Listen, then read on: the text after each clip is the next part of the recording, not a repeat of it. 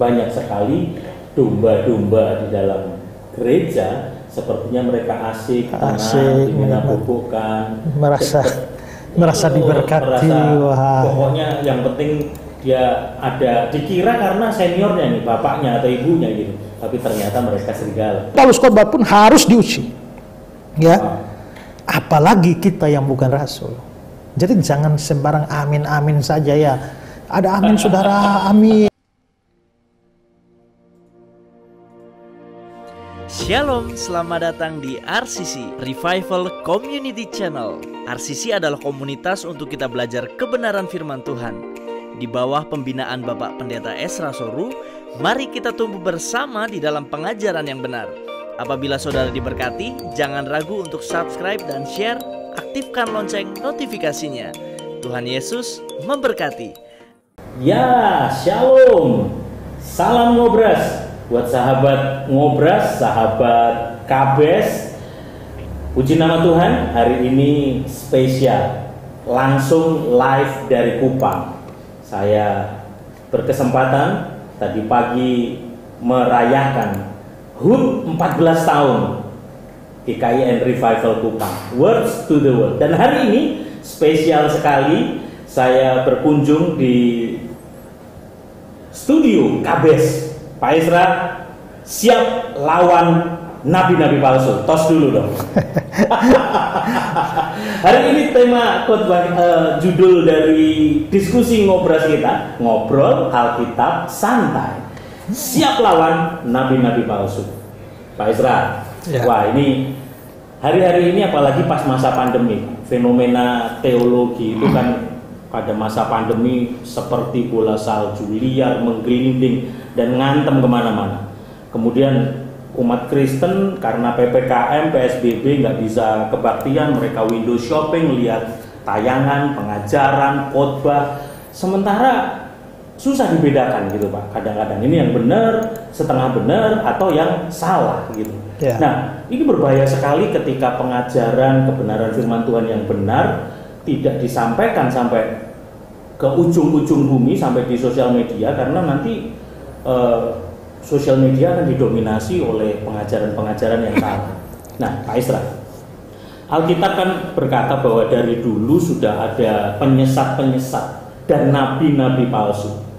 Tapi semakin mendekati akhir zaman, jumlah penyesat nabi palsu itu kayaknya makin banyak nih Pak. Apalagi YouTube marak sedemikian rupa seperti ini. Nah, Pak Esra, kita ngobrol Alkitab santai. Jadi dasar Alkitabnya dulu nih Pak. Nabi-nabi palsu, silakan Pak Esra. Jadi memang kitab suci jelas berkata bahwa nabi-nabi palsu itu ada, ya. Nah, sejumlah ayat di dalam surat Yohanes maupun juga Injil Matius, Markus, Injil membicarakan tentang adanya nabi-nabi palsu, guru palsu, rasul palsu, pokoknya yang palsu-palsu itu selalu ada. Kalau Tuhan punya yang benar, ya, maka iblis selalu membuat yang versi palsunya. Ada nabi benar, maka ada nabi palsu. Ada rasul benar, rasul palsu. Injil benar, Injil yang palsu. Roh yang benar, Roh Kudus, roh yang palsu. Dan guru yang benar, guru palsu. Termasuk orang Kristen yang benar atau orang Kristen palsu itu ada, ya. Kalau kita lihat misalnya di 1 Yohanes 2 ayat 18, dia bilang sekarang telah bangkit banyak antikristus, ya. Telah bangkit banyak antikristus, ya. Kalau ayat-ayat ini saya bisa tunjukkan. 1 Yohanes 2 ayat 18, sekarang telah bangkit banyak antikristus. Ada 1 Yohanes 4 ayat 1, banyak nabi-nabi palsu yang telah muncul dan pergi ke seluruh dunia. Ada juga 2 Yohanes pasal 7, banyak penyesat telah muncul dan pergi ke seluruh dunia. Matius 24 ayat 11, banyak nabi palsu akan muncul. Nah, ayat-ayat ini menunjukkan bahwa memang nabi-nabi palsu, guru-guru palsu itu selalu ada. Nah, tadi Pak Yos bilang bahwa menghubungkan ini dengan era YouTube, ya. Sekarang coba Pak Yos pikirkan, ya, dan semua orang pikirkan bahwa seandainya Pak Yos ini adalah seorang guru palsu yang mempunyai jemaat 30 orang, yang setiap minggu Pak Yos khotbahin mereka, dan itu sebenarnya adalah ajaran palsu, ajaran sesat. Ya. Maka 30 orang itu maksimal disesatkan oleh Pak Yosua dari minggu ke minggu. Tapi begitu ada YouTube, maka apa yang menyesatkan 30 orang itu di-upload, ya kan? Apalagi di live streaming kan, ya. Maka bayangkan view-nya kira-kira ya 100.000. Maka tadi hanya punya potensi menyesatkan kayak pedang bermata dua, bisa dampak kemana-mana gitu. Nah, dari penjelasan dasar ayat Alkitab tadi nih Pak, jadi ini kan jelas banget, bukan hanya dulu, tapi nabi-nabi palsu itu benar-benar ada di sekitar kita, gitu kan Pak? Ya. Jadi seringkali ya kalau kita baca Alkitab lalu semua orang baca Alkitab, ada nabi palsu. Tapi mereka tidak menyadari, mereka mungkin mengakui ada nabi palsu, tapi mereka tidak sadar bahwa nabi palsu itu bisa ada di sekitar mereka. Bisa jadi nabi palsu atau guru palsu itu adalah pendeta mereka sendiri, yang mereka hormati, yang mereka kagumi. Itu yang sering kali terjadi. Makanya ketika kita misalnya menanggapi satu orang yang kita anggap guru palsu, ya, misalnya Pak Yos ini walaupun guru palsu, tapi khotbahnya enak didengar, punya follower banyak, punya jemaat banyak, lucu, follower banyak. Terus saya melihat, wah ini Pak Yos ini mengajar ajaran sesat ini, lalu saya tanggapi. Begitu saya tanggapi, tujuan saya supaya orang-orang bisa melihat kesesatan ajarannya Pak Yos dan jangan diikuti. Tapi coba, begitu saya membahas ajaran Pak Yos, apa yang terjadi? Semua orang, banyak orang follower di sana akan mengatakan bahwa sesama hamba Tuhan tidak boleh saling menyerang. Belum lagi ada yang bilang jangan menghakimi, jangan orang yang diurapi Allah, ya.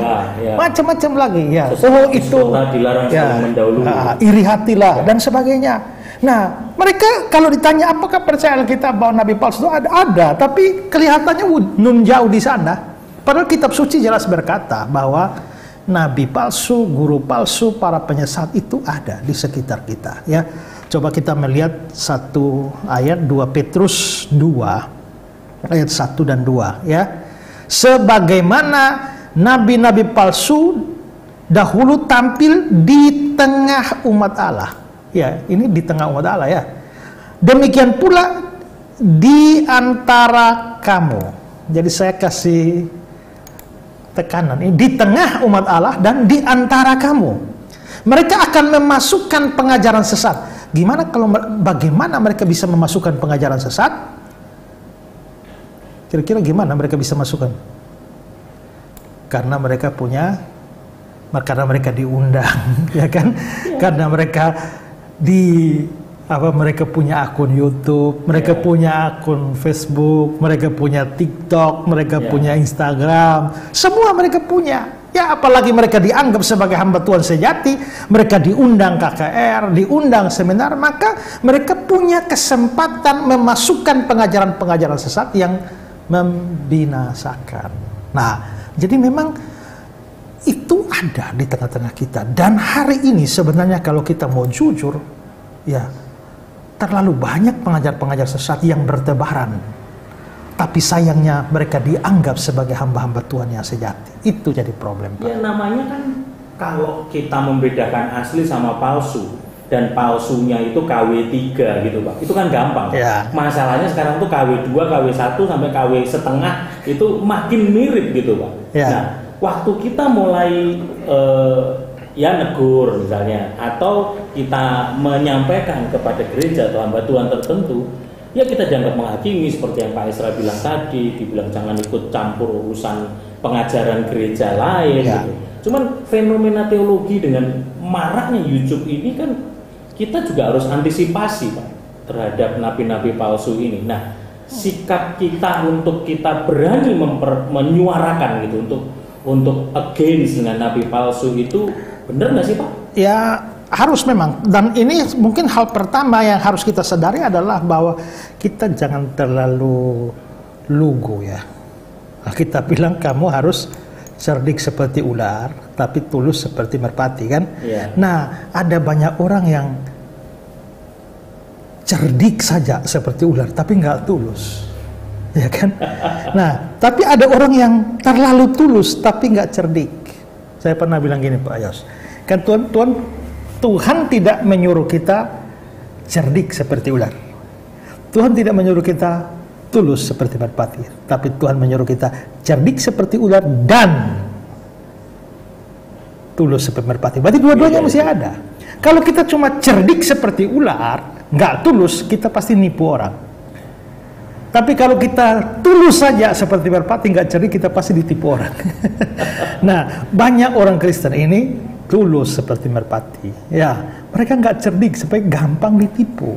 Nah, ini kan tadi KW1, KW2 ini kan itu artinya bahwa ya ada kemiripan dan sukar untuk ini. Jadi sikap kita sendiri bagaimana? Seharusnya adalah sikap kita itu adalah nggak boleh menerima dan percaya semuanya seadanya. Amin, amin, setuju saya tidak ya.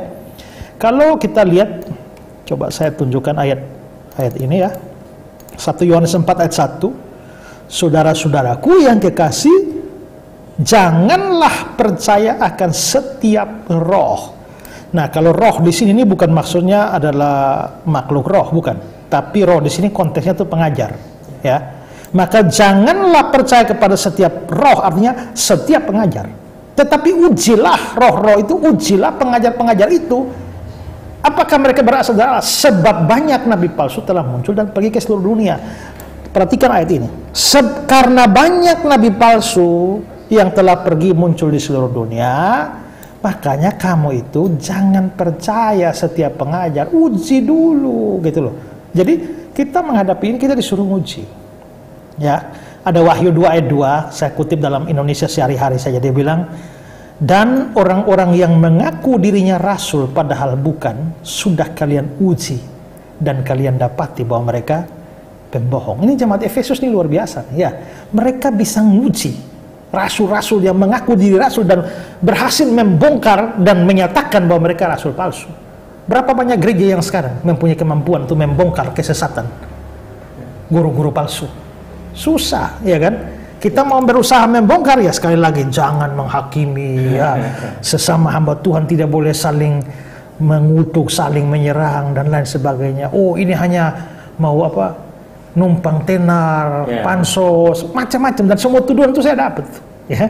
Nah, padahal tujuan kita adalah membuka mata orang Kristen supaya sadar bahwa ada banyak ajaran sesat di sekitar kita. Nah, saya tertarik kata menguji itu, karena kita kan kayak jemaat di Efesus, mereka bisa membedakan nabi-nabi palsu dan lain-lain, dan Pak Isra sampaikan.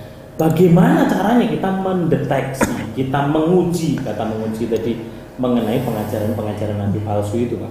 Ya, bagaimana menguji? Ya pasti kita harus punya alat pengujinya. Ya.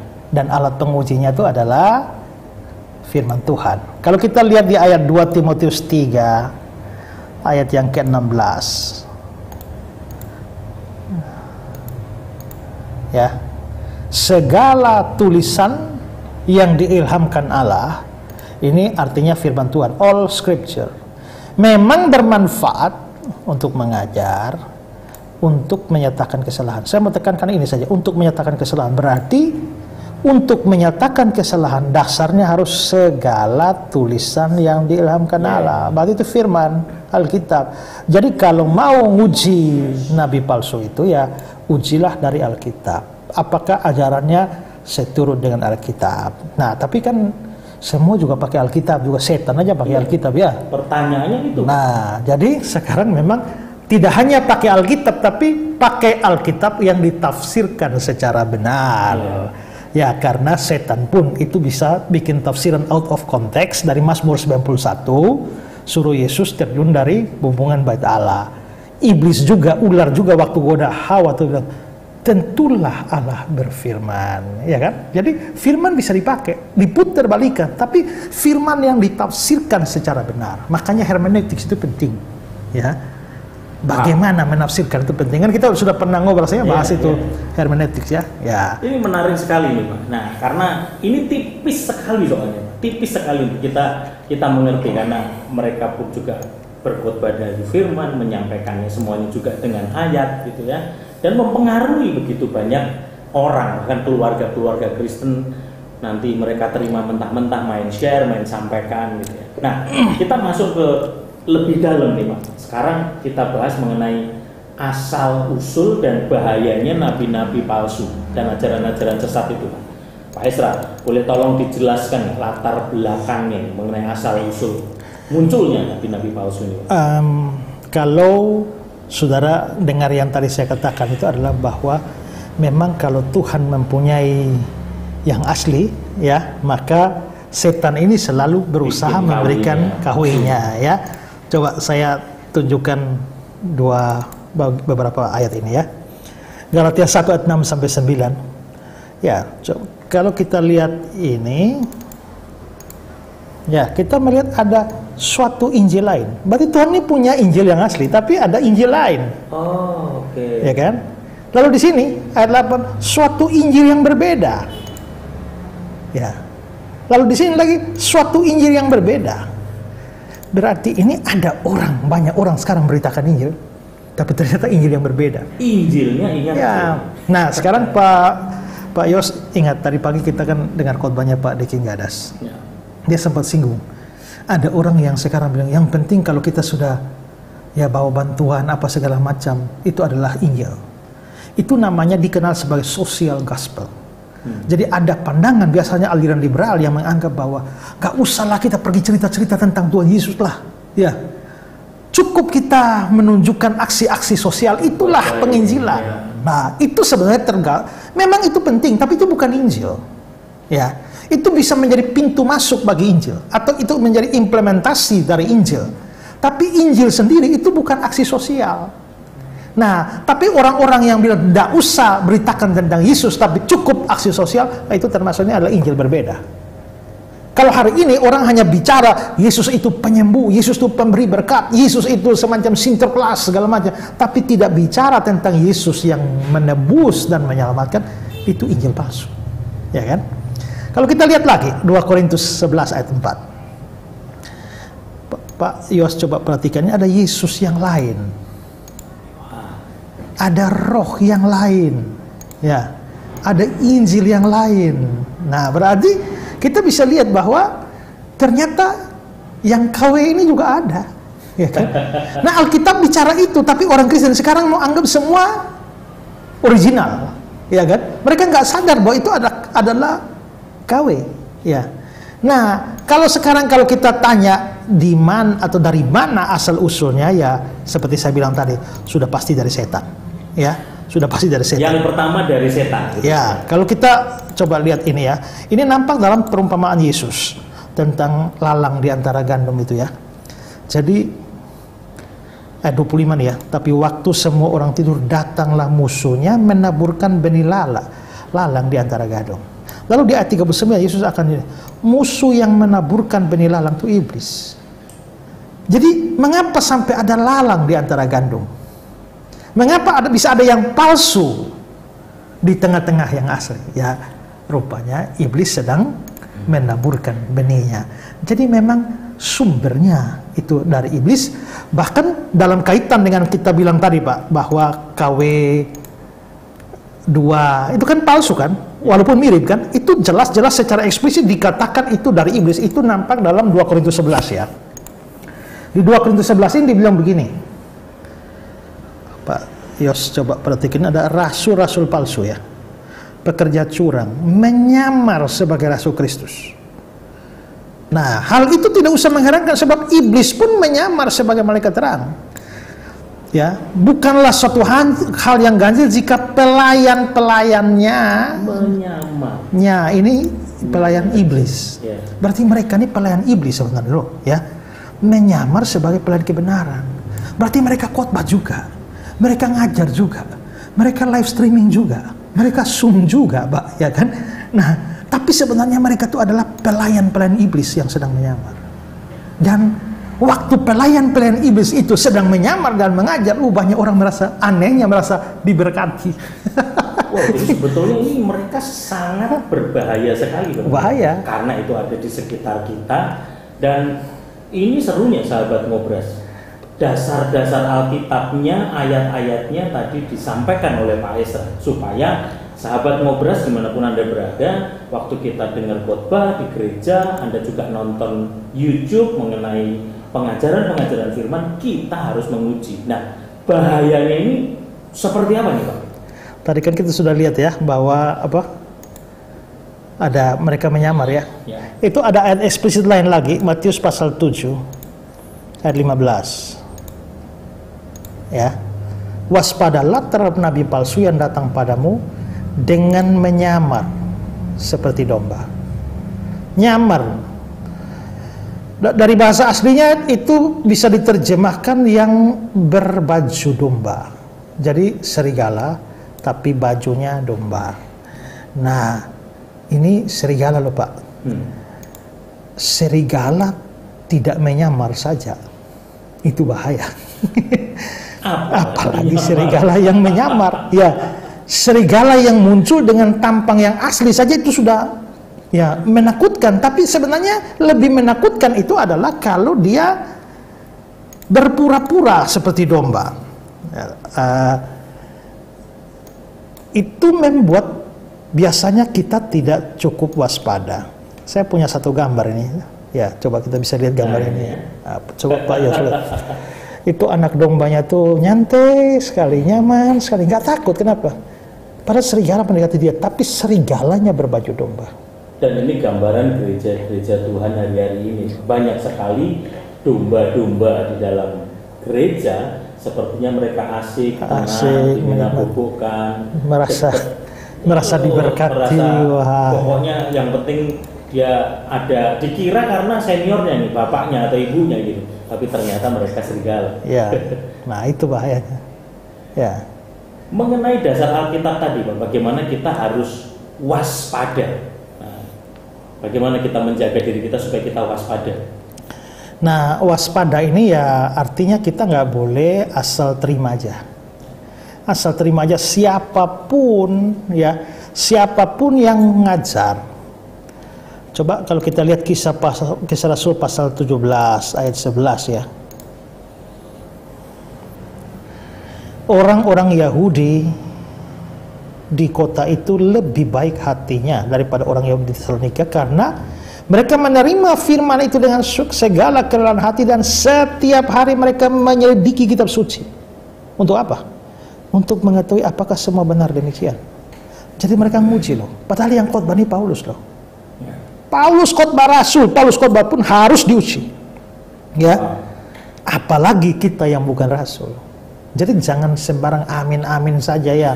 Ada amin saudara, amin. Nah itu kalau saudara terlalu cepat amin tanpa pikir, ya itu dulu, kita sangat berpotensi disesatkan. Ya, terlalu cepat like, ya, terlalu cepat share. Jangan-jangan saudara share kesesatan. Ya, nah jadi memang suruh waspada itu artinya betul-betul kita tidak boleh menganggap semua pengajar itu pasti adalah pengajar kebenaran, walaupun dia pakai ayat dan sebagainya, ya. Dan memang itu tidak mudah. Kewaspadaan ini harus ditunjang juga dengan pengetahuan akan kebenaran. Baru kita bisa sadar bahwa kan itu loh. Kalau orang, saya selalu pakai ilustrasi, kalau orang mau bikin ajaran sesat, ya, orang mau bikin uang palsu itu Pak, dia nggak mungkin bikin uang palsu yang berbeda secara total dengan aslinya. Dia mesti membuat sama, ya. Saya bentar ya.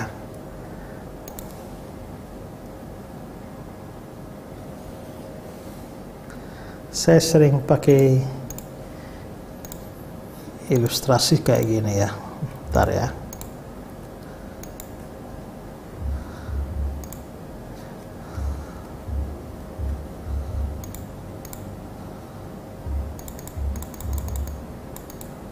Luar biasa berbahayanya sekali. Sebab itu sahabat Ngobras, kita harus benar-benar menguji, waspada hari-hari ini. Jangan gegabah, jangan mudah kita memasukkan pengajaran-pengajaran yang Ya, coba. apa yang masuk jadi mudah sekali akan mempengaruhi hidup kita. Silakan Pak Isra. Kalau kita bikin uang palsu kayak gitu Pak Ya. Yos, Waduh, laku nggak uang yang kayak gini? bukan Kapitan Patimura tapi Kapitan Esra Soru. Iya, itu. Nah, orang langsung ini langsung tahu palsu ini. Tapi seorang pemalsu yang ahli, dia nggak mungkin bikin uang palsu kayak begini dong. Gambarnya mesti sama, warnanya sama, ukurannya sama, ketebalannya sama, supaya orang begitu lihat sekilas, orang anggap sama. Pak, kalau tentang pengajaran, cara ngomong orang khotbah, orang mungkin gampang ya kamuflasekan gitu, mudah sekali gitu Pak, nggak Ya. sadar. Tapi gimana Pak dengan mereka yang bisa melakukan mujizat, mereka bisa melakukan nubuat, dilalanya gitu, orang juga wah, yang disampaikan itu benar loh, saya betul-betul sama seperti yang apa dia sampaikan. Atau mungkin nggak cuma mujizat, tapi juga bisa ngusir setan, bahkan pakai nama Yesus pula. Seakan-akan setannya keluar. Nah, gimana menghadapi hal seperti Ya, kita harus menyadari bahwa kitab suci sebenarnya sudah memberikan peringatan kepada kita bahwa nabi-nabi palsu itu juga bisa membuat mujizat. Ya, apakah itu seizin Tuhan atau memang cara kerja Ya. setan aja? dua-duanya. Cara kerja setan yang diizinkan oleh Tuhan, ya, diizinkan oleh Tuhan. Dan itu bahaya bagi kita yang terlalu gila mujizat sebenarnya, ya. Coba kita melihat ayat-ayat ini, ya. 2 Tesalonika 2 ayat 9. Kedatangan si pendurhaka ini adalah antikristus. Itu adalah pekerjaan iblis, tapi disertai rupa-rupa perbuatan ajaib, tanda-tanda dan mujizat-mujizat palsu. Ya. Lalu Matius 24 itu ada Mesias-Mesias palsu, nabi-nabi palsu akan muncul dan mereka akan mengadakan tanda-tanda yang dahsyat dan mujizat-mujizat. Mereka akan mengadakan itu. Jadi nabi palsu itu, penyesat-penyesat itu juga dilengkapi oleh iblis untuk melakukan mujizat-mujizat. Kalau memang begitu, maka pada saat saudara lihat orang bikin mujizat, saudara langsung anggap itu dari Tuhan. Saudara terlalu rawan. Ya, terlalu rawan untuk disesatkan, karena ternyata nabi-nabi palsu pun bisa. Pak Yos ingat ya, waktu Musa dan Harun bikin keajaiban di muka Firaun, Ya. jampi-jampi dukun-dukun Mesir pun bisa bikin. Bisa. Jadi kalau hal supranatural tuh, waktu kita masuk supranatural itu ada dua, Tuhan, setan. Tuhan bisa bikin, setan bisa bikin. Itu. Nah, makanya kalau kita terlalu gila mujizat, KKR kesembuhan ilahi kita anggap pasti dari Tuhan, nah kita sangat mudah disesatkan. Nah, ini kan fenomena, bukan hanya teologi ya. Kita keluar sedikit Pak. Hari-hari ini kan lagi viral sekali itu kan. Bahkan pesulap merah dia menyingkapkan, membuka tentang dukun-dukun dan cara kerjanya gitu. Ini kan terbukti bahwa bukan hanya pengajaran palsu secara Alkitab yang banyak, tapi bahkan di antara pengajaran-pengajaran mereka sendiri pun juga memang saling, bahkan dengan trik-trik, ada juga hipnotis, metode technical hipnotis atau hal-hal yang teknis itu sampai disingkapkan. Jadi kalau kita mesti memahami atau membuat definisi apa yang kita maksudkan dengan palsu.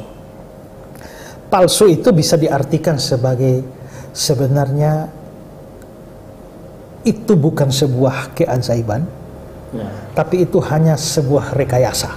Itu disebut palsu.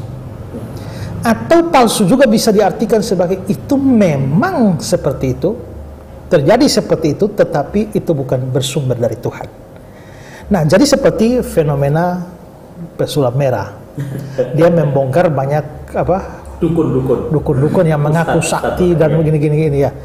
Nah, kalau dia berhasil membongkar semacam itu, artinya dia, saya nggak terlalu ikuti, termasuk dia bongkar trik-trik mereka ya. Artinya mereka membuat menipu orang bahwa mereka seolah-olah sakti, sebenarnya itu hanya rekayasa saja. Tidak ada hal supernatural di sana. Yang ada hanya trik, ya, trik penipuan. Itu juga di Kristen juga ada, Pak. Bagaimana orang bikin kesembuhan palsu, ya, itu Pak, ada yang di KKR. Saya nih mau supaya jadi KKR, jadi pengkhotbah hebat, penyembuh hebat, saya nyewa Pak Yos loh. Bisa nggak bikin mulut bengkok ya?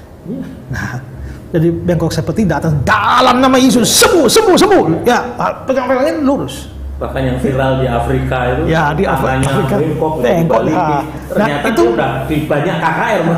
Itu model seperti itu.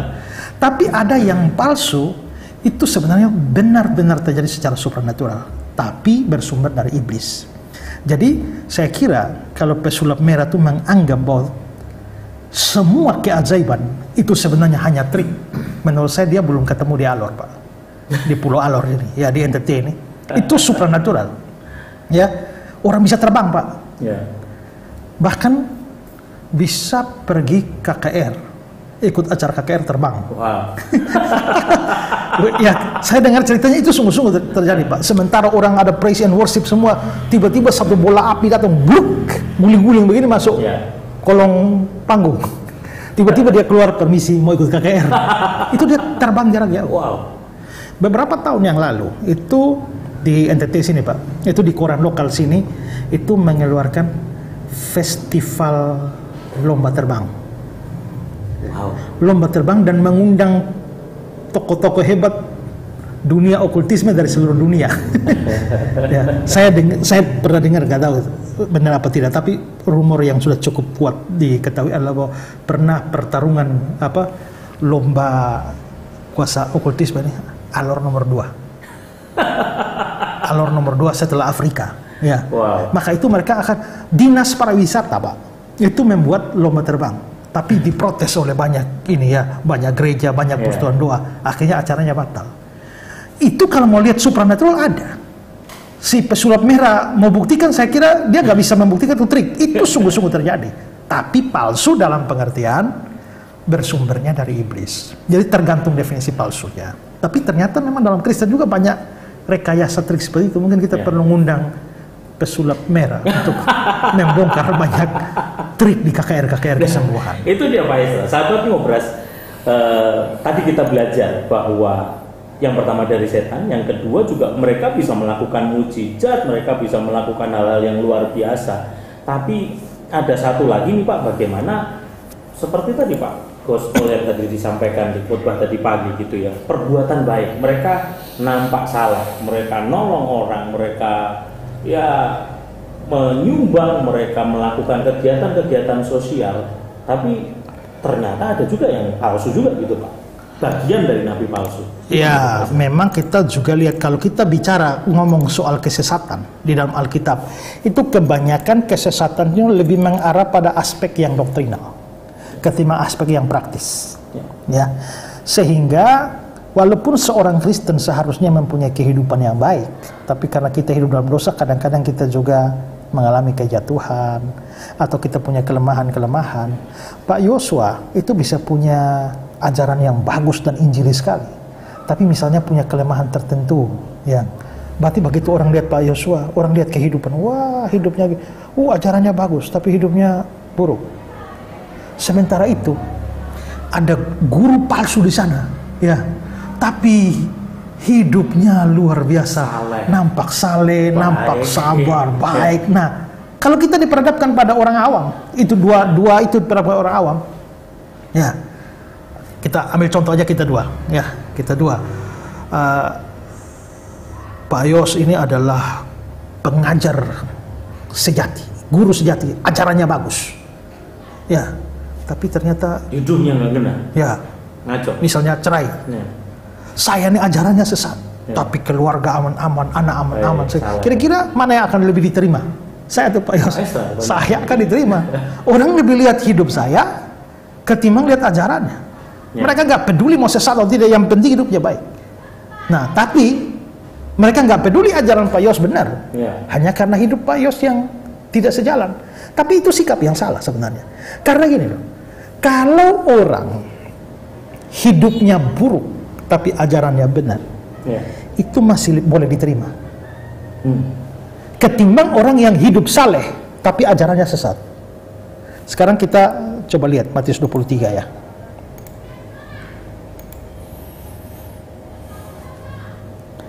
Ahli-ahli Taurat dan orang-orang Farisi telah menduduki kursi Musa. Sebab itu turutilah dan lakukanlah segala sesuatu yang mereka ajarkan padamu. Tuhan Yesus suruh turuti ajaran. Artinya ajaran mereka benar. Ya. Tetapi jangan kamu turuti perbuatan-perbuatan mereka, karena mereka mengajar tapi tidak melakukan. Wah, Jadi ada ya di Alkitab ada itu. Ya, ini hidupnya buruk ini. Ya. Tapi ajarannya benar. Maka Tuhan suruh turutilah dan lakukanlah apa yang diajarkan. Tapi bagaimana kalau orang saleh? Tapi hidupnya buruk. Sekarang kita bandingin dengan Galatia. Ya. Galatia 1. Kita lihat ayat 6. Ayat 8. Tetapi sekalipun kami atau seorang malaikat dari surga yang memberitakan kepada kamu satu Injil yang berbeda dengan Injil yang kami beritakan kepadamu, terkutuklah dia. Ini malaikat loh, bisa lebih suci. Gak ada orang di dunia ini hidup bisa suci seperti malaikat ini ya. Tapi dia pun suci seperti malaikat. Kalau dia kasih ajaran sesat, Injil berbeda, Injil lain, terkutuk dia. Tapi sekarang banyak orang, yang penting kan hidup baik. Ya, jadi mengukur nabi palsu, guru palsu gak boleh lihat dari kehidupannya. Memang Alkitab bilang sebab dari buahnya lah kamu kenal mereka. Hanya saja gini loh Pak Yos. Saya kalau kenal dekat Pak Yos kenal saya dekat saya, bisa tahu loh buah saya, hidup saya sesungguhnya. Tapi kalau saya belum pernah kenal Pak Yos, tiba-tiba hanya undang Pak Yos KKR, bagaimana saya tahu? Ya, bagaimana saya tahu hidup Pak Yos hari-hari? Maka memang dari buahnya lah kamu kenal mereka. Tapi saya kan nggak dekat, nggak tahu buahnya bagaimana. Ya. Jadi memang buah itu buah perbuatan bisa menjadi tolok ukur asal kita betul-betul kenal orangnya. Tapi kalau nggak kenal, kita nggak bisa jadikan buah hidup itu sebagai patokan. Harus dari seluruh kitab suci. Wah, Pak, kita masih dalam konteks cara mendeteksi mengenali nabi-nabi palsu ini, Pak. Ya. Jadi sahabat Ngobras, kalau saya boleh resumekan gitu ya, bagaimana caranya kita mendeteksi para nabi palsu ini? Yang pertama, jangan menilai seseorang hanya dari persoalan mujizat-mujizatnya, tanda-tanda ajaib dia bisa bikin. Lalu juga jangan juga gampang terpengaruh dengan kelihatannya saleh doang gitu. Nah Pak, sekarang satu lagi Pak, bagaimana dengan nubuatan? Orang itu kan banyak yang suka mengejar nubuatan, asal cocokologi, wah hanya cocok nih, kok dia tahu ya pergumulan saya gitu. Mengenai hal itu gimana Pak? Kalau nubuatan ini ya, kita harus ingat ya bahwa kalau orang bikin nubuat dan itu meleset, itu nggak bisa, dia pasti nabi palsu. Nggak ada acara lain lagi ya, kecuali melesetnya itu prediksi. Ini Manchester United lawan Real Madrid, Madrid pasti menang. Ternyata Madrid kalah, itu wajar. Tapi kalau dia bilang Tuhan berkata kepada saya, Madrid menang, ternyata Madrid kalah. Tapi dia sudah membawa nama Tuhan di sana. Tuhan berkata pada saya. Banyak Pak. Tuhan ngomong, Tuhan sampaikan. Nah, itu nabi palsu itu. Ya, dan banyak orang tanpa sadar mengatakan, oh Tuhan bicara pada saya, COVID akan segera berakhir tanggal sekian. Ternyata lewat, malah tambah jadi. Nah, ya, kalau meleset itu palsu ya. Coba lihat Ulangan 18:22. Apabila seorang nabi berkata demi nama Tuhan, kalau dia ngomong nggak pakai nama Tuhan nggak apa-apa ya, tapi demi nama Tuhan atau Tuhan yang ngomong pada saya, dan perkataan itu tidak terjadi atau tidak sampai, maka itu perkataan yang tidak difirmankan Tuhan. Terlalu berani nabi itu mengatakan jangan gentar, ini pasti nabi palsu ya. Jadi kalau orang bikin nubuat, terlalu banyak orang datang dan menubuatkan, oh pemulihan akan terjadi apa segala macam, ternyata nggak ada pemulihan, malah kekacauan makin terjadi ya. Maka itu menurut saya menjadi tanda bahwa mereka itu adalah nabi palsu. Tapi persoalannya gini Pak Yos, seandainya dia bikin nubuat, kalau nggak terjadi kan palsu. Kalau terjadi, nah itu besok akan ada badai, ternyata betul badai datang, ini pasti nabi dari Tuhan. Ternyata dia karyawan BMKG. Ya. Nah, kalau tidak terjadi pasti palsu. Kalau terjadi belum tentu asli. Kalau tidak terjadi itu bukan dari Tuhan. Kalau terjadi belum tentu dari Tuhan. Ya. Coba kita lihat Ulangan 13. Semuanya mesti dasarnya Alkitab. Ya. Itulah serunya ngobras, Pak. Ngobrol Alkitab. Apabila di tengah-tengahmu muncul seorang nabi atau seorang pemimpi dan dia memberitahukan kepadamu suatu tanda atau mujizat. Oh, besok akan terjadi begini, akan jadi gini. Sekarang ayat 2. Apabila tanda atau mujizat yang dikatakannya kepadamu itu terjadi, ini terjadi loh. Berarti mujizatnya, nubuatnya, penglihatannya benar. Tapi dia membujuk, mari kita mengikuti Allah lain. Oh, kok ajarannya aneh? Nubuatnya bagus, terjadi. Tapi ajarannya kok mari kita mengikuti Allah lain? Nah, ayat 3, janganlah engkau mendengar perkataan nabi atau pemimpi itu. Berarti ada kemungkinan mujizat terjadi, nubuat terlaksana, tapi ajaran menyesatkan. Ya. Itu juga nabi palsu. Nah, maka saudara-saudara yang terlalu gila mujizat dan gila nubuat, ini terjadi loh, ini pasti dari Tuhan. Nah, tanpa atau tidak lagi memperhatikan masalah ajaran, ya sudah, gampang disesatkan. Jadi memang itu penting sekali, Pak, ya. Rawan ini memang. Ya. Yang dasar-dasar kepercayaan, kita juga bisa memperhatikan ajarannya, kita juga memperhatikan praktek dari pengajarannya itu seperti apa gitu, Pak. Bagaimana cara kita memperhatikan itu? Ya, jadi lihatlah dulu apa dasarnya. Hamba Tuhan atau guru kebenaran yang sesungguhnya dia selalu menjadikan Alkitab sebagai dasar dari ajarannya, ya. Tadi kita sudah lihat, kita lihat kembali di 2 Timotius 3:16, ya. Itu dibilang bahwa segala tulisan yang dilakukan Allah, ini kan Alkitab, all scripture, memang bermanfaat untuk ngajar. Jadi mengajar ini tidak boleh dari lain, harus dari segala tulisan yang dilakukan Allah. Jangan pakai ngajar pakai mimpi, jangan ngajar pakai penglihatan, jangan ngajar pakai pengalaman pribadi, jangan ngajar pakai pengalaman berkunjung ke surga lah, trip ke neraka lah, enggak, ya. Ngajar itu harus firman, itu utama, ya. Karena itu dasarnya. Kalau tidak kan pengalaman setiap orang ini juga bisa beda-beda. Pak Yos, dulu ini Pak Yos miskin melarat. Begitu percaya Yesus, Tuhan berkati hidup Pak Yos sampai akhirnya kaya raya. Lalu Pak Yos bersaksi, saudara-saudara semua, siapa yang tidak tahu saya miskin? Tapi sekarang saudara lihat bagaimana hidup saya. Begitu saya percaya Yesus, Tuhan berkati hidup saya luar biasa. Jadi kalau ikut Tuhan, yang miskin bisa jadi kaya. Saya ini orang kaya raya, Pak. Tapi sejak saya ikut Yesus, saya kerja jujur, ya, tidak mau neko-neko. Akhirnya banyak proyek lepas, turun, sampai gak bisa bayar utang, saya jual rumah, sampai melarat saya. Dan saya bilang, saudara-saudara, saudara tahu betapa kaya saya dulu, ya. Dan sekarang saudara lihat betapa melarat saya. Jadi ikut Yesus itu akan membuat saudara melarat. Orang jadi bingung kan, Pak? Jadi sebenarnya ikut Yesus tuh kaya jadi miskin atau miskin jadi kaya. Itu karena pengalaman pribadi dijadikan dasar ajaran. Gak boleh. Ya, guru atau pengajar kebenaran dia harus betul-betul menjadikan Alkitab itu menjadi dasar pengajarannya, ya. Sumbernya dari Alkitab. Sumbernya harus dari Alkitab, tapi juga Alkitab yang harus ditafsirkan secara benar, ya, secara benar. Ya, itu kira-kira seperti itu, Pak. Ya. Nah, ini kita memperhatikan ajarannya, lalu kita memperhatikan juga isi ajarannya. Ya, isi ajaran. Kalau tadi kan sumber ajarannya, ya, Alkitab. Ya. Isi ajarannya harus merupakan ajaran yang Alkitabiah. Tadi saya bilang ya bahwa rata-rata penyesatan itu jarang ada, ya, penyesatan itu dalam hal praktis. Ya, kalau justru dalam hal praktis, orang saksi Yehova juga hidup baik loh. Iya juga. Ya, tak usahlah omong agama kita, dalam agama kita. Agama lain pun bisa hidup dengan bagus loh. Bahkan hidupnya bisa lebih baik dari orang Kristen. Ya. Tapi penyesatan lebih banyak dari aspek doktrinal. Karena itu tidak boleh hanya lihat hidup baik. Coba kita lihat 2 Petrus 2 ayat 1. Ini pengajaran sesat. Berarti yang sesat adalah pengajaran.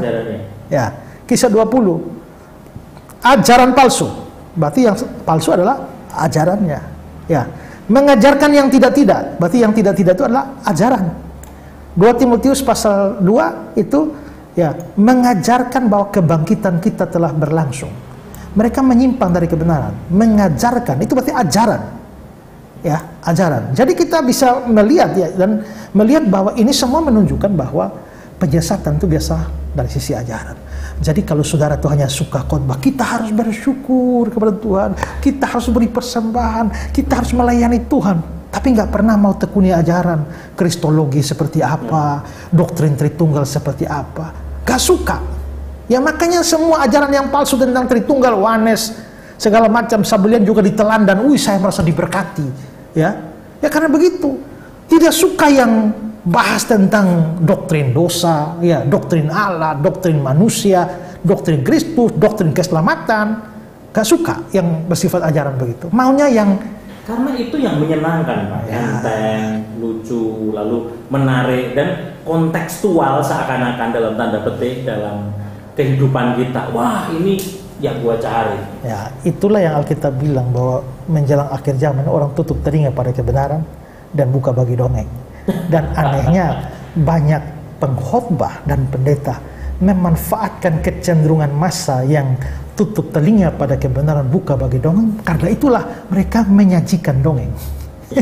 Nah, ini menarik sekali, Pak Isra. Tadi kita sudah membahas tentang dasar-dasar Alkitabnya semuanya. Ya. Cuman pertanyaan saya gini, Pak. Apa susahnya sih buat Tuhan untuk menyingkirkan nabi-nabi palsu, menghilangkan itu? Pertanyaan saya, mengapa Tuhan mengizinkan?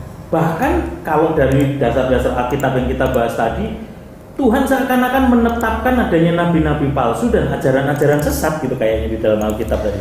Ya kalau kita percaya bahwa segala sesuatu tidak mungkin terjadi di luar kehendak Tuhan, ya munculnya nabi palsu juga tidak di luar kehendak Tuhan. Dalam kehendak Tuhan. Dalam kehendak Tuhan. Tuhan. Ya, makanya dia bilang memang penyesat harus ada. Kenapa itu, Pak? Ya kan? Tuhan mau pakai itu. Pakai untuk apa? Untuk menguji kita. Kita tuh sungguh-sungguh mengasihi Tuhan dan kebenarannya apa enggak? Ya. Coba mari lihat ayat ini. Ulangan 13. Ya. Ini tadi kita sudah baca ya, Pak, tentang tanda dan mujizat terjadi. Ya. Lalu dibilang, marilah kita mengikuti Allah lain tidak kau kenal. Mari kita berbakti padanya. Maka janganlah engkau mendengar perkataan nabi atau pemimpi itu, sebab, nah ini intinya, Tuhan Allahmu mencoba kamu untuk mengetahui apakah kamu sungguh-sungguh mengasihi Tuhan Allahmu dengan segenap hatimu dan dengan segenap jiwamu. Perhatikan ini ajaran nih. Mari kita mengikuti Allah lain. Ini ajaran sesat. Kenapa Tuhan izinkan? Karena Tuhan mau mencoba kamu, apakah kamu sungguh-sungguh mengasihi Tuhan atau tidak. Dengan kata lain, ya ini Pak Yos bilang, aku mengasihi Tuhan sungguh-sungguh. Tiba-tiba Tuhan kirim ajaran sesat datang untuk menguji Pak Yos nih. Kalau Pak Yos adalah orang betul-betul mengasihi Tuhan dan firman-Nya, semenarik apapun ajaran itu akan ditolak. Wow. Masuk akal ya. Jadi Tuhan tuh punya maksud. Gitu. Tapi kalau Tuhan kasih dan dia wow, trip to hell, wow, go to heaven, ya, wow, bisa naik surga, ngopi sama Simon Petrus, wow, gitu. Berarti Tuhan tahu ini gak sungguh-sungguh mengasihi Tuhan. Lebih senang mujizat saja, lebih senang ini, lebih senang fenomena-fenomena saja, ya, yang spektakuler, lebih senang mujizat, tapi gak senang kebenaran. Nah, maka sebenarnya munculnya ajaran-ajaran sesat itu langsung menyaring kita. Mana pencinta kebenaran yang sejati dan mana yang hanya pencinta dongeng saja. Disitulah terjadinya penyaringan. Ya. Pak, sekarang langsung aplikatifnya. Karena saya yakin sahabat Ngobras juga mau tahu praktisnya. Apa yang harus kita lakukan dengan nabi-nabi palsu yang begitu banyak di sekitar kita? Kalau dalam perjanjian lama harus dihukum mati. Tadi kita itu hukum sipil Israel. Kita nggak mungkin melakukan itu ya. Tapi bagi kita adalah ya untuk diri kita sendiri ya. Saudara harus sungguh-sungguh percaya Yesus sebagai juru selamat dan Tuhan. Percaya Yesus sebagai juru selamat. Kenapa? Ya. Karena waktu saya percaya dia juru selamat dan Tuhan, dia jadi gembala saya. Saya dombanya. Kalau saya domba, dia gembala. Gembala itu akan menuntun aku di jalan yang benar. Maka saudara tidak mungkin akan tersesat. Ya. Kalau saudara Kristen sejati, untuk sementara saudara bisa ada di dalam grup sesat, ya kan? Untuk sementara saudara bisa tergabung dalam grup WA yang sesat. Tapi kalau saudara betul-betul domba, Tuhan akan keluarkan saudara dari sana, atau Tuhan membawa kebenaran ke sana. Orang itu bisa ada di dalam gereja yang sesat, tapi kalau dia domba, Tuhan bisa bawa kebenaran ke dalam gereja itu, atau Tuhan keluarkan domba itu dari tempat yang sesat itu. Kuncinya percaya Yesus. Kedua, harus betul-betul punya kerinduan firman, belajar firman Tuhan yang sungguh-sungguh. Ya, karena kita lihat penyesatan dan penipuan ini begitu banyak menggunakan firman Tuhan, dan kalau kita tidak sungguh-sungguh paham, kita akan dengan mudah tersesat. Ya, makanya di 2 ayat ini itu memberikan nasihat kepada kita. Matius 24 itu ada waspadalah. Lalu Kolose 2, hati-hatilah. Waspada, hati-hati. Jangan ada orang menyesatkan kamu. Karena banyak orang datang yang memakai namaku. Ya. Hati-hati supaya jangan ada yang menawan kamu dengan filsafat yang kosong. Berarti ini kewaspadaan, kehati-hatian itu penting. Dan kewaspadaan dan kehati-hatian ini itu tidak mungkin terlepas daripada pengajaran firman Tuhan. Ya, jadi kita harus percaya Yesus sungguh-sungguh. Kita percaya harus Yesus yang pertama, kedua punya kerinduan firman Tuhan, dan waspada. Waspada. Ya. Supaya kita bisa berhati-hati dan menguji segala pengajaran. Gitu ya. Wow. Dan termasuk begini adalah, ya ini kan kita ngomongkan konteks YouTube ini Pak, atau Facebook atau media sosial lah. Banyak bertebaran ajaran sesat di sana. Nah, maka kita harus kritis. Mulai sekarang saudara ikut khotbah apa-apa, selalu pertanyakan ini benar apa enggak. Ya, kalau itu hal yang baru bagi saudara, jangan buru-buru bilang sesat. Karena jangan-jangan itu benar. Ya kan? Jangan-jangan yang saudara pegang sekian lama yang sesat. Cek, doakan sungguh-sungguh, cari tahu, tanya kepada hamba-hamba Tuhan yang memang sungguh-sungguh berkompeten di dalam urusan pengajaran yang alkitabiah, ya. Nah, maka Tuhan akan tuntun pada kebenaran. Jangan mudah terpengaruh hanya dengan mujizat dan lain sebagainya. Jangan. Harus kembali fokus kepada firman. Setiap kali itu selalu minta tuntunan Tuhan. Kalau saudara betul-betul domba, dia pasti akan menuntun saudara di jalan yang benar oleh karena namanya. Wow, sahabat Ngobras dimanapun Anda berada, luar biasa. Nggak berasa kalau ngobrol tentang Alkitab secara santai dengan Pak Isra, dan kita belajar. Kalau saya boleh resumekan hari-hari ini, mari miliki kehausan akan kebenaran firman. Bagaimana kita menghadapi apa yang harus kita lakukan? Yang pertama, percaya kepada Yesus, haus akan kebenaran firman, dan berhati-hati, waspada. Terakhir sedikit Pak Isra, closing statement. Siap lawan nabi-nabi palsu. Siap. Silakan. Lawan nabi palsu. Salah satu syarat untuk penyesatan berkembang adalah yang tahu kebenaran diam. Sekarang yang tahu kebenaran itu banyak Pak, tapi mereka bercokol di sekolah teologi ya, yang hanya mengajar pada para mahasiswa teologi. Tapi mereka nggak tahu bahwa umat awam ini ada banyak yang terseret, sebentar kebenar, sebentar ke sesat, dan sebagainya. Sementara yang ngaur-ngaur, yang kacau balau semua tuh ada akun YouTube banyak dan follower banyak. Ya, karena itulah maka saran saya, semua hamba Tuhan yang benar, pengajar firman Tuhan yang benar, yang mengerti teologi, yang mengerti bahasa asli Alkitab, yang jago-jago itu, tolonglah keluar ya dari zona nyamanmu gitu loh. Dan masuk di dalam pelayanan ini, karena medsos itu adalah area pertempuran. Saya lihat satu komentar itu Pak, tadi ada yang bilang begini, sekarang ini bukan antara perang melawan benar dan palsu, tapi benar dengan hampir benar. ya tapi ya hampir benar itu juga ya tidak mencapai kebenaran juga. Ya, nah karena itulah maka mari semakin banyak muncul pengajar-pengajar yang benar. Ya, itu kita bisa melawan penyesatan ini. Puji nama Tuhan. Ya. Saya percaya Bapak Ibu Saudara, sahabat Ngobras diberkati. Yang pertama, yang utama, firman-Mu pelita bagi kakiku, terang bagi jalanku. Saya akan berdoa buat setiap kita, dan nanti Pak Isra akan menutup dengan doa berkat. Terima kasih Tuhan buat sharing, buat ngobrol Alkitab santai malam ini, sehingga kami boleh belajar, kami berjaga-jaga dan waspada menghadapi pengajaran-pengajaran nabi-nabi palsu di sekitar kami. Kiranya hikmat, pengenalan, pengetahuan akan firman Tuhan terus ditambahkan dalam setiap kehidupan kami dan sahabat Ngobras dimanapun mereka berada. Kami tidak mudah disesatkan dan kami terus memiliki kerinduan untuk belajar. Dan kiranya kerinduan kehausan ini terus mengalir sampai ke ujung-ujung bumi. Karena hari-hari ini biarlah melalui sosial media, melalui pelayanan media ini, kiranya firman Tuhan tidak bisa dibatasi dengan ruang, jarak, dan waktu. Terima kasih Tuhan buat ngobrol Alkitab santai malam ini. Mari kita buka kedua tangan kita. Silakan Pak Isra menaikkan doa berkat buat setiap kita. Untuk setiap anak Tuhan, setiap orang yang percaya, terimalah berkat Tuhan.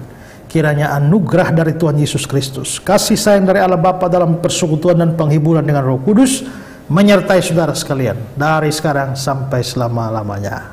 Amin. Amin. Puji nama Tuhan. Saya percaya sudah diberkati Tuhan.